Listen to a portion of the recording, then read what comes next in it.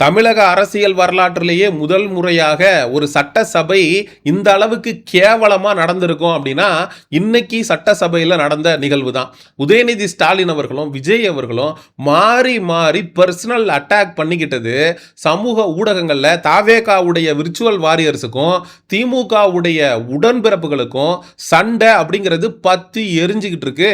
ஏன்னா விஜய் அவர்கள் ஸ்டாலின் அவர்களை அப்பாவை காணோம் அப்படின்னு ஒரு குட்டி கதை சொல்லி ஒட்டுமொத்த திமுகவுடைய எம்எல்ஏக்களையும் ட்ரிகர் பண்ணி விட்டாரு. அதற்கு உதயநிதி அவர்கள் கொடுத்த பதிலடி தான் ஹைலைட்டே. பொண்டாட்டிய காணோம் அப்படின்னு செங்கல்பட்டு குடும்ப நல நீதிமன்றத்தில் யாரு எங்களை தேடல அப்படின்னு விஜய்க்கு ஒரு தக்க பதிலடியை உதயநிதி அவர்கள் கொடுத்து வச்சிருக்காரு. அதே போல திமுகவுடைய எம்எல்ஏ முதல்ல விஜய் அவர்கள் அவருடைய குடும்பத்தை பார்க்கட்டும், அதுக்கப்புறம் மற்றவங்க குடும்பத்தை பத்தி பேசலாம் அப்படின்னு நாக்கு மேல பல்ல போட்டு பேசி வச்சிருக்கிறாங்க. இதே கொளத்தூர்ல நான் பேசினதுனால என்ன நடந்துச்சு தெரியுமா? 5 நிமிஷம் தான் பேசினேன். ஸ்டாலின் அவர்கள் கொளத்தூர்ல தோத்துட்டாரு. அவர் சட்டமன்றத்தில் இல்ல அப்படின்னு எள்ளி நகையாடுறாராம் விஜய் அவர்கள். உங்க அப்பா இங்கதான் இருப்பாருன்னு சொன்னாங்க, அதான் தேடிக்கிட்டு இருக்கேன். எங்க உங்க அப்பாவையா காணோம்? மிஸ்டர் விஜய் சட்டமன்றம் ஆரம்பிச்சதிலிருந்து தொடர்ந்து உங்களுக்கு எதிராக உதயநிதி ஸ்டாலினும் எதிர்க்கட்சியும் கேள்விகளை முன் வச்சுக்கிட்டே இருக்கிறாங்க. அதற்கு நீங்க 3 நாளுக்கு அப்புறம் பதில் கொடுக்க வேண்டிய காரணம் என்ன? ஏன் அப்படின்னா ஸ்கிரிப்டை உட்காந்து ப்ரிப்பேர் பண்ணி நைட்டெல்லாம் மனப்பாடம் பண்ணி மறுநாள் பதிலடி கொடுக்குறாராம். ஏன் 3வது நாள் இவர் பதில் கொடுக்குறாரு அப்படின்னா எம்ஜிஆர் எப்பவுமே ஒரு அடியில் திருப்பி அடிக்க மாட்டாருங்க, 3 அடி வாங்கிட்டு தாங்க திருப்பி அடிப்பாரு. அதனால முதல்ல வாங்குறாராம் மக்களை. விஜய் என்ன வாய் திறந்து பேச மாட்டேங்கிறாரு, ஐயோ விஜய் அவர்கள் பேசினா நல்லா இருக்குமே அப்படின்னு எதிர்பார்த்துட்டு இருக்கும் போது 2 நாள் அமைதியா இருந்துட்டு 3வது நாள் பதிலடி கொடுக்குறாராம். இதே பதிலடிய அவங்க கேள்வி எழுப்புனப்ப நீங்க ஏன் கொடுக்கல?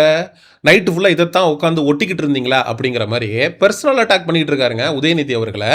ஆக்கப்பூர்வமான கேள்விகளை எதிர்க்கட்சிகள் முன்வைக்கணும், அப்போ நாங்கள் அதுக்கு பதில் கொடுக்குறோம் அப்படின்னு சொல்லி பேசக்கூடிய விஜய் அவர்கள் அவங்க தமிழக வெற்றி கழகத்தினுடைய ஆட்சியில் குழந்தைகளுக்கு எதிராக பெண்களுக்கு எதிராக பாலியல் குற்றங்கள் அப்படிங்கிறது நடந்துகிட்டே இருக்கு. மின்வெட்டு பிரச்சனை அப்படிங்கிறது தமிழ்நாடு முழுவதும் இருக்கு. இதுக்கு ஆளுகிற அரசாங்கம் என்ன நடவடிக்கை எடுத்ததுன்னு கேட்குறாங்களே. அதற்கு உங்களுடைய அமைச்சர்களோ உங்களுடைய சட்டமன்ற உறுப்பினர்களோ விஜய் அவர்களோ வாய் திறந்து பதில் அப்படிங்கிறத கொடுக்கவே இல்லை. ஒட்டுமொத்தமாக விஜய் அவர்கள் சட்டமன்றத்தில் ஒரு ஷூட்டிங்கை நடத்தி முடிச்சிருக்காரு. விஜய் அவர்கள் பேச ஆரம்பிச்சப்பவே திமுகவுடைய சட்டமன்ற உறுப்பினர்கள் எல்லாருமே வெளிநடப்பு பண்ணிட்டாங்க. நீ பாட்டுக்கு பேசிட்டே இருப்பா, நாங்க பாட்டுக்கு வெளில போறோம் அப்படின்னு. மக்களுக்கு நல்லா புரியும், எல்லாத்தையும் தெளிவா பார்த்துக்கிட்டு இருக்கிறாங்க.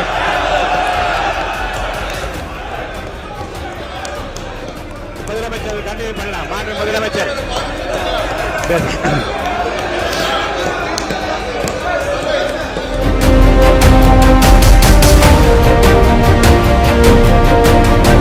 அதே மாதிரி தான் நேற்று ராஜ்மோகன் அவர்கள் யாருமே இல்லாத கடையில் யாருக்கியா டீ ஆத்துற அப்படிங்கிற மாதிரி எதிர்க்கட்சியே இல்லாமல் ராஜ்மோகன் அவர்கள் மாஸ் டயலாக் பேசிக்கிட்டு இருந்தார்.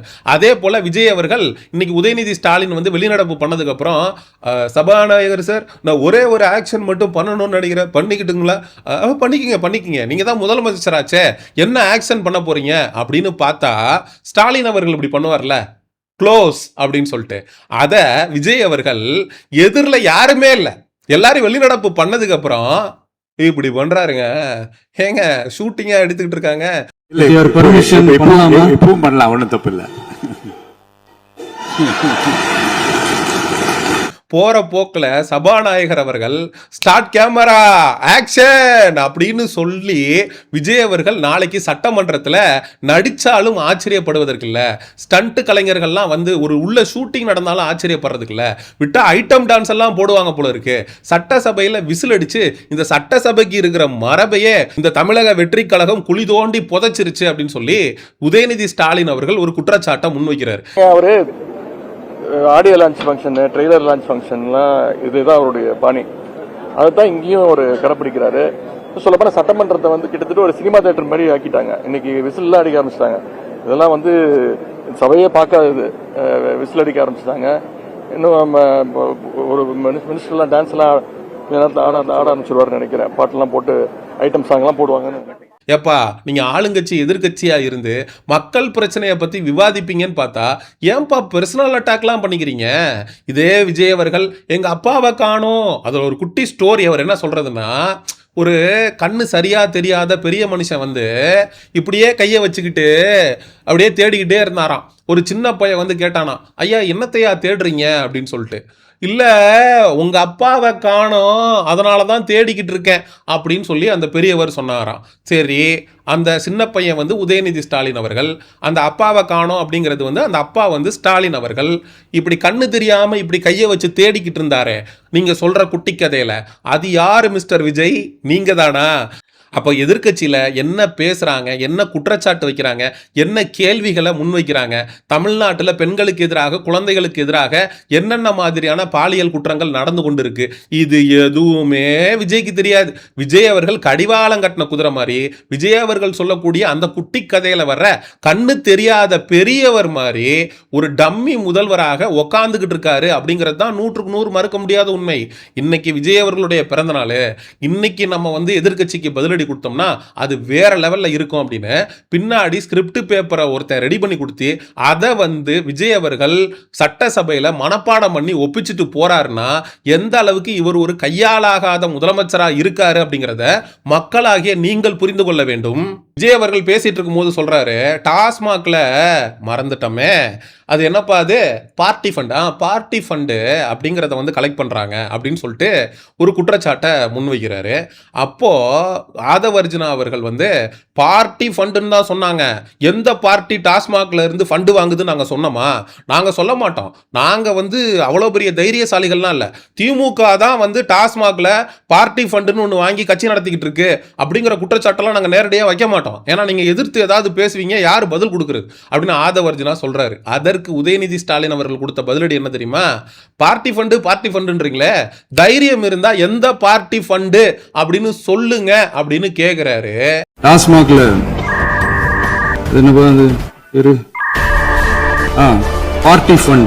பார்ட்டி ஃபண்ட் கட்சி நிதி.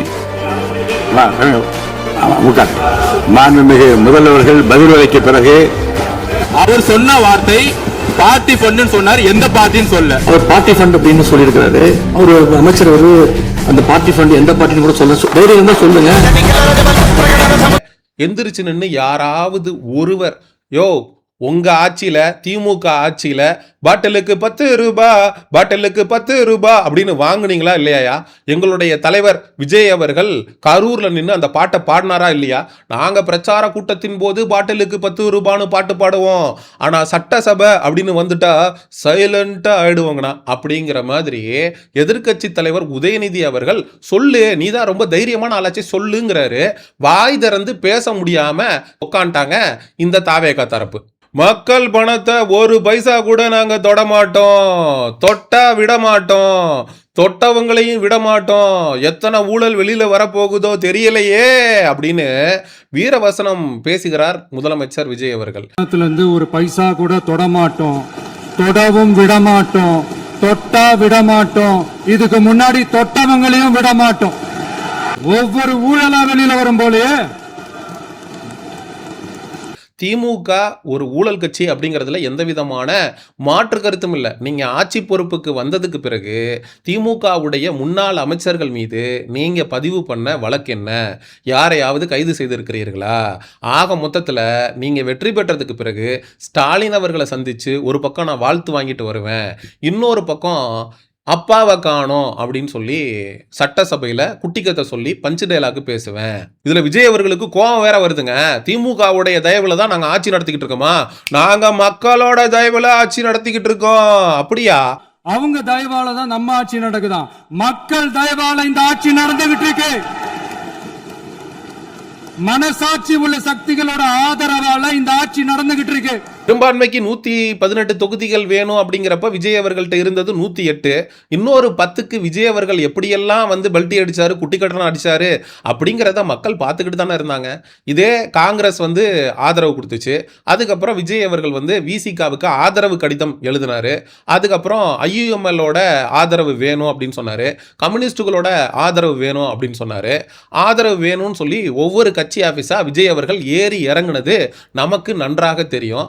அது மட்டும் இல்லாம ஸ்டாலின் அவர்கள் அனுப்பி வச்சாரு. விடுதலை சிறுத்தைகள் கட்சியுடைய தலைவர் தொல் திருமாவளவன் அவர்கள்லாம் விஜய் அவர்களுக்கு ஆதரவு கொடுப்பாரா மாட்டாரா அப்படின்னு ஒரு மிகப்பெரிய கேள்வி அப்படிங்கிறது எழுந்திருந்தது. விஜய் அவர்களுக்கு ஆதரவு கொடுக்கறதுக்கு முத நாள் நைட்டு ஸ்டாலினை அவருடைய இல்லத்துல சந்திச்சார் இதே விசிகாவுடைய தலைவர் தொல் திருமாவளவன் அவர்கள்.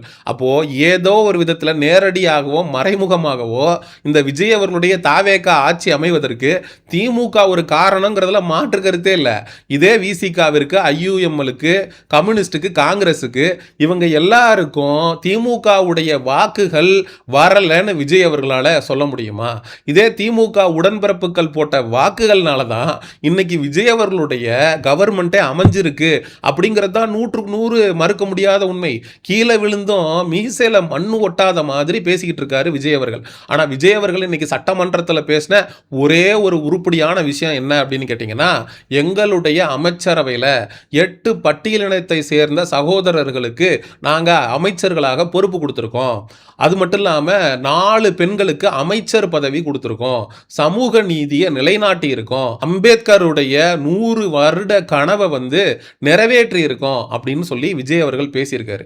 விஜய் அவர்களே, நீங்க அப்படி ஒரு விஷயத்தை செஞ்சதுக்கு முக்கிய காரணமே இது மாதிரி சட்டசபையில பிரச்சார மேடைகள்ல பாத்தீங்களா, நாங்க பட்டியலினத்தவர்களுக்கு அமைச்சரவையில பங்கு கொடுத்திருக்கோம் அப்படின்னு வெளியில சொல்லி கொண்டு தம்பட்டம் அடித்துக் கொள்வதற்காகத்தான்.